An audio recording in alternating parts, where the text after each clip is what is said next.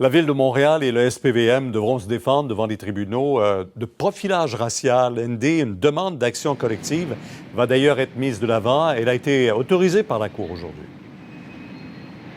Et pour la Ligue des Noirs du Québec, Pierre, effectivement, c'est une décision historique, voire même une véritable victoire aujourd'hui. Vous savez, c'est important de remettre les gens en contexte. Il y a plusieurs semaines, vous avez cette demande d'action collective qui est déposée et ce recours a officiellement été autorisé aujourd'hui par la Cour supérieure et qui vise, oui, comme vous le dites, la Ville de Montréal ainsi que son corps de police, le SPVM, pour des cas présumés de profilage racial. Cela dit, au cœur de ce dossier, le principal plaignant, vous allez voir une vidéo tout de suite sur votre écran, sur votre téléviseur à la maison, vidéo qui a largement circulé sur les réseaux sociaux, qui a fait grand bruit, qui a suscité énormément de réactions. Alexandre Lamontagne, homme d'origine haïtienne, est ici dans le Vieux-Montréal en août 2017, interpellé par des agents du SPVM alors qu'il était sur son téléphone intelligent et il dit avoir été arrêté puis détenu par erreur pendant un certain temps. Alors, pour aujourd'hui, la Ligue des Noirs du Québec, il s'agit d'une décision historique, comme je vous disais. On ne peut que s'en réjouir. Le président de l'organisme, Dan Phillips.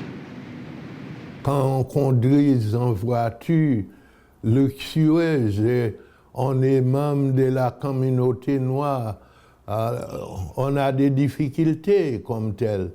Et le profilage racial est partout.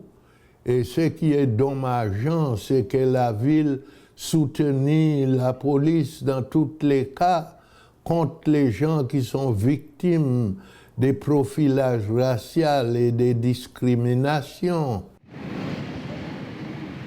Je termine en vous disant, Pierre, que la Cour devra maintenant établir l'ampleur de la compensation financière à verser, bien sûr, si les plaignants l'emportent. Merci.